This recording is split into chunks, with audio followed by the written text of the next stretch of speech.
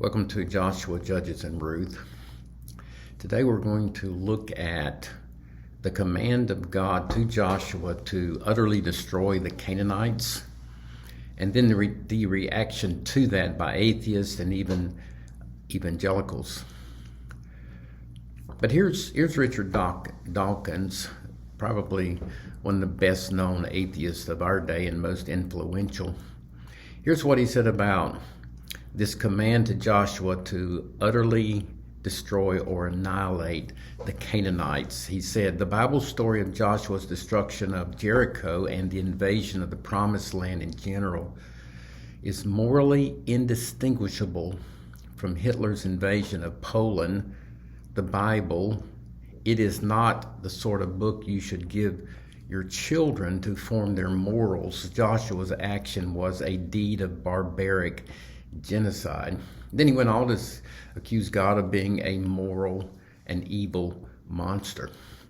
But what Dawkins and others are refusing to see is God's predominant acts of mercy in the Old Testament. I'll give you three examples here real quick. Zechariah 7:10, God said, oppress not the widow, nor the fatherless, the stranger. That includes immigrants and refugees, nor the poor. God's people, Israel, were to help the marginalized. And then you have this example of Jonah. When God commanded Jonah to go to Nineveh and preach, in 40 days, Nineveh will be destroyed. But Nineveh repented, and God forgave them.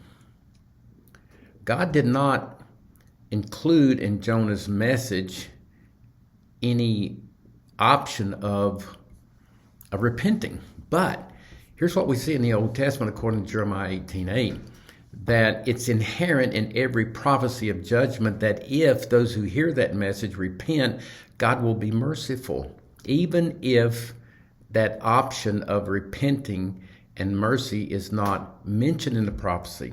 Jeremiah 18:8, if that nation concerning which I have spoken turns from its evil, I will relent of the disaster that I intended to do to it. Jonah did not offer pardon to the Ninevites, but the Ninevites repented, and God is merciful and did not judge them. Evangelicals also try to explain away this command to utterly destroy. This is Douglas Gruthus in his Christian Apologetics.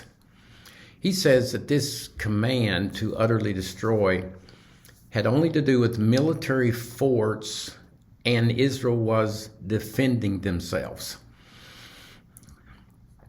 But Gerhard von Rad, in his book Holy War in Ancient Israel, this is an Old Testament scholar, he refutes that. He says that Israel's wars were not only defensive, but they were offensive. And he goes to Deuteronomy chapter 20, and that's where I'd like for us to go. This is a very important chapter in relationship to this topic. Gerhard von Rad calls Deuteronomy 20 the manual of war. And it's in two parts. The first part, called the Manual of Ordinary War, is Deuteronomy 21-15, where God gives instructions to Israel when they go on the offensive against nations that are not in the Promised Land or Canaan. They were to treat those nations differently from the wicked Canaanite nations in the Promised Land. That's instructions of chapter 20, verses 1-15. You look at these two verses right here, Deuteronomy 20, verse 10. Listen, when you come nigh unto a city to fight against it, then proclaim peace. And it shall be, if they make the answer of peace and open unto you, it shall be that the people shall become your tributaries or your servants. Verse 12, but if they reject the peace, God says, kill the men, not the women and the children, because Verse 15, you shall do unto all the cities which are very far off. God had a different standard for those nations that were far off, that did not have the threat of intermarrying, the men intermarrying with the women of Israel. So he said, just kill the men, not the women, not the children. But the second part of the manual of war is in verses 16 and following. This is the Holy War Manual. And this is the command in verse 17, you shall utterly destroy whom? The Canaanite nations. The nations that are in the promised land, these wicked nations that if they intermarry with your men, with your women, if their children grow up and marry your children, they will destroy the people of God. And that's why there is that command to utterly destroy the Canaanites, men, women, and children. So evangelicals reject this. Some evangelicals reject this. Some defend it. And C.S. Callis says, God could not make up his mind on this subject, so you can't take this command seriously. Well, we just saw God had different standards for different nations in his protection of Israel. It wasn't that God was confused. Paul Kalpin says that Israel fought against the military fortresses and used the ancient Near East practice of exaggeration. So when Joshua said he utterly destroyed, he was only using hyperbole. But Joshua did not use hyperbole. If we go to Joshua 23, you see this reference in verse 7. Joshua 23, 7. When he gives his honest evaluation. Joshua 23, 7. He says, Joshua commands Israel that you come not among the nations, these that remain among you. So what's he saying? We did not utterly destroy them. But that does not mean in Joshua 6:1 he did not utterly destroy those in Jericho. This is not hyperbole. This is saying that there were some exceptions to this command. He's also saying we did not completely obey what God commanded us to do. And then Kalpin also says that the utterly destroying of women and children was another example of ancient Near Eastern embellishment or exaggeration.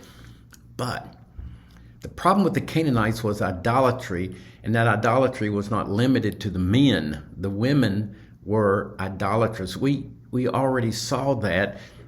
It was already documented that the Canaanite women were idolatrous and were already leading the Israelite men into immorality and idolatry. This is Numbers 25. This is when Phinehas, one of the Israelite men, killed an Israelite man in the act of immorality with a Midianite woman.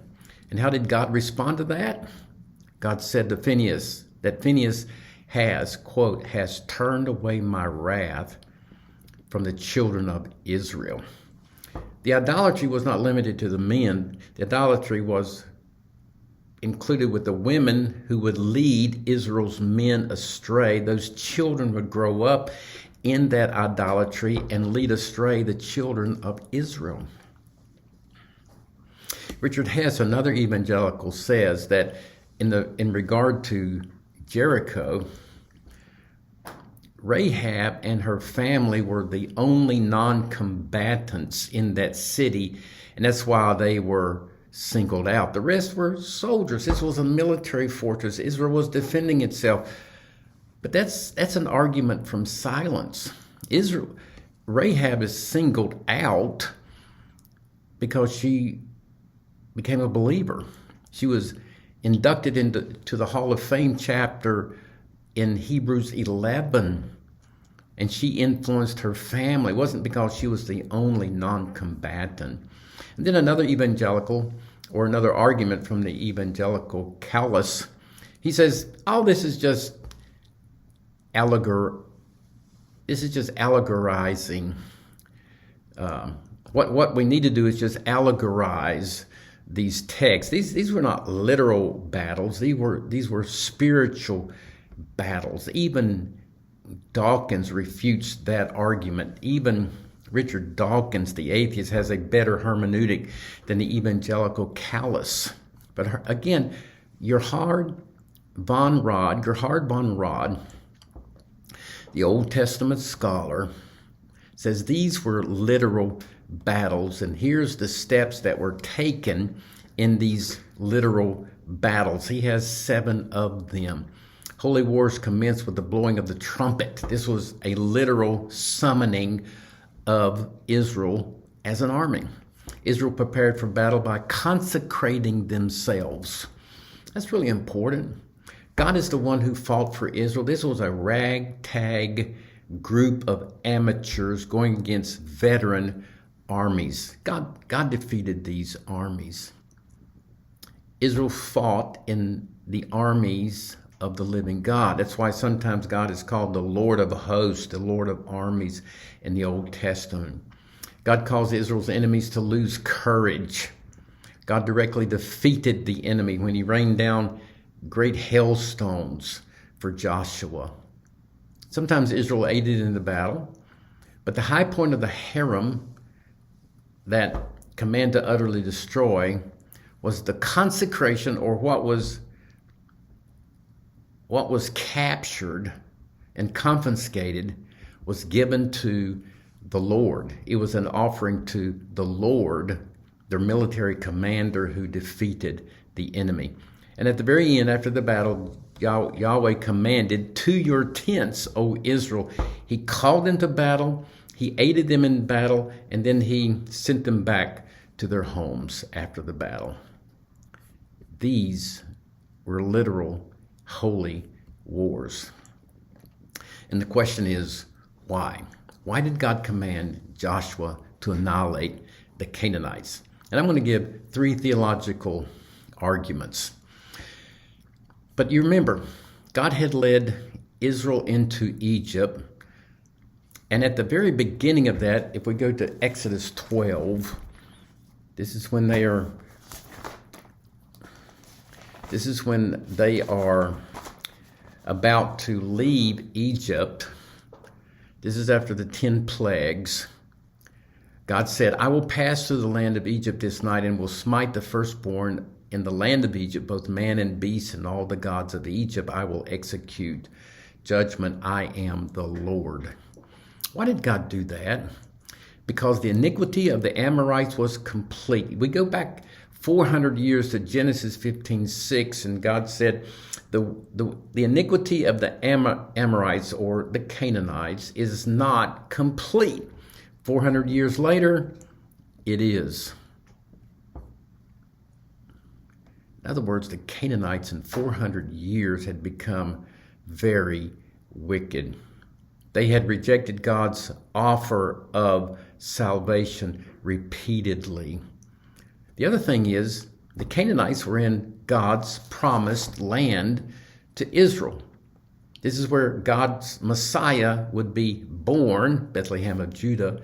This is where he would offer the kingdom to Israel. This is the promised land.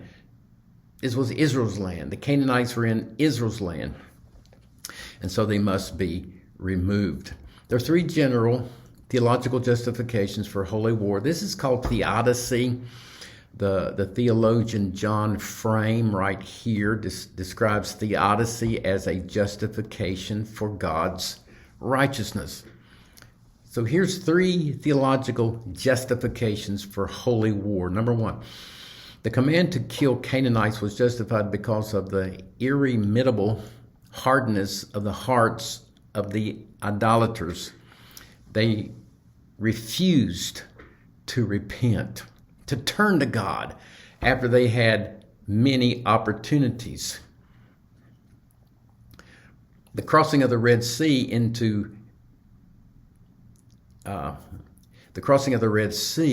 was known by the Canaanites, and Rahab repented. The other Canaanites did not. God offered them salvation, and they rejected it. They hardened their hearts like Pharaoh, as Joshua records in Joshua 11, 19, and 20.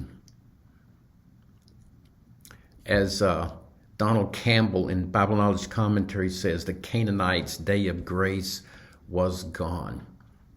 Secondly, the command to kill the Canaanites was also justified because of the need to protect Israel against spiritual corruption.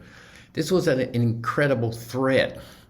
And so in Deuteronomy 7, Deuteronomy 20, God said, annihilate them, lest you corrupt yourselves.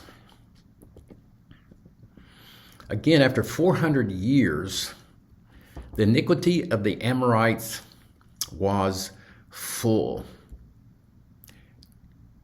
Bible scholar Howard says, for many years the Canaanite sin apparently would not justify the annihilation that would come when the Israelites took the land. However, the time would arrive, and we see that it did arrive in the time of Joshua. Clay Jones is another Bible scholar, and he says that there is evidence of the moral decline in Canaan. He writes, although early Canaanite laws prescribed either death or banishment for the forms of incest, after the 14th century, the time of Joshua's conquest, the penalties are reduced to no more than a payment of a fine. You see, their attitude changed about these heinous sins. Their heinous sins are referred to in Leviticus 18. This is another important chapter in this discussion. I'm going to go back there, because this is where God says to Israel as they're about to enter into Canaan,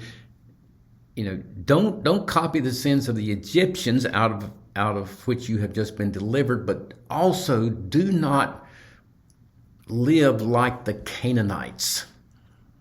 And then in Leviticus 18, 6-23, their sins are listed as prohibitions. There's a prohibition against incest in chapter 18, verses 6-23. Verse 20, there is a prohibition against adultery, the sin, one of the sins of the Canaanites. Verse 21, there's a prohibition against child sacrifice. The Canaanites were renowned for the sacrifice of the children to the god of Molech. They murdered their children. There's a prohibition against homosexuality. In verse 23, there's a prohibition against bestiality, the lowest of all immorality. The lowest of all immorality, bestiality. And it was well documented. Therefore, the command was to utterly destroy, to keep Israel from being polluted with the sins of idolatry. Clay Jones says this was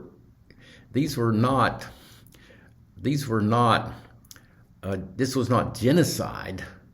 This was capital punishment for these sins, because these sins in the Old Testament were punished with capital punishment. And then finally, the command to kill the Canaanites was justified because Israel and the nations needed to be taught the character and intentions of the one true God. That, if we go to Joshua 2, that's how Rahab responded when she heard 40 years prior to the events of Joshua 2, where Joshua was about to enter into the Canaan land, that God miraculously parted the Red Sea. Listen to what she says in Joshua 2, 10 and 11. Let me just go to verse 11. As soon as we heard these things, that God miraculously parted the Red Sea, our hearts did melt. Neither did there remain any more courage in any man because of you. For the Lord your God, he is the God of heaven and earth. She responded to this miraculous display. The other Canaanites rejected it. But here's a question that is raised, that is a difficult question for some to to deal with. Why did God command Joshua to kill children? Some have compared it to the My Lai massacre of children in the Vietnam War, but there's no comparison between the two. Charlie Company killed 500 innocent people. The Canaanites were not innocent. There's many contrasts there. But when Israel was on the plains of Moab, right before they crossed Jordan into the Canaan land, God in Deuteronomy 7 and Deuteronomy 20 commanded them to annihilate those who will destroy Israel morally. It had to be done. And because it was not completely done, we see the result of that even in the downfall of Solomon. 1 Kings chapter 11. I'm going to go there. 1 Kings 3 through 11 is really the biography of King Solomon.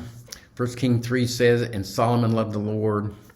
1 Kings 11 says, Solomon loved many foreign women. In 40 years, that's how far he had departed from the Lord. Look in 1 Kings 11:1. But King Solomon loved many foreign women. And he mentions these women as Canaanites. Canaanites. Those whom Joshua and Israel did not utterly destroy. What happened? They brought Solomon down, the wisest of all men. Verse 2. Of the nations concerning which the Lord said unto the children of Israel, you shall not go into them, neither shall they come unto you, for they will surely turn away your heart after their gods. Solomon clave unto these in love. In verse 3, and he had 700 wives, princesses, 300 concubines, and his wives turned away his heart. For it came to pass when Solomon was old that his wives turned away his heart after other gods, the gods of the Canaanites. There's the proof that what God was doing, though difficult for some to understand, was the right thing to preserve the chosen nation who would produce the Messiah, who would offer salvation to the world. William Lane Craig also says this was a gracious act of God to take the lives of the Canaanite children.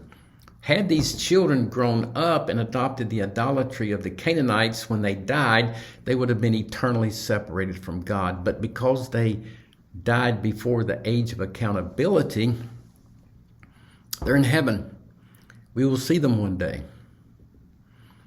God is justified in his command to exterminate the wicked, those who rejected his many offers of salvation. At the second coming, at the end of the tribulation period, Revelation 19 records there will be a similar judgment. When Christ comes back at the Battle of Armageddon with the sword of his mouth, he will destroy those nations that gather in Jerusalem against him who died for them on the cross, who offered salvation to them, who provided salvation when he gave his life in death for the sins of the world.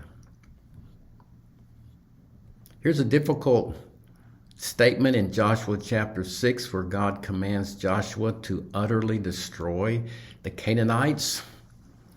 But it just shows us that God is righteous, God is holy, but also God is gracious in providing salvation for those who are his enemies.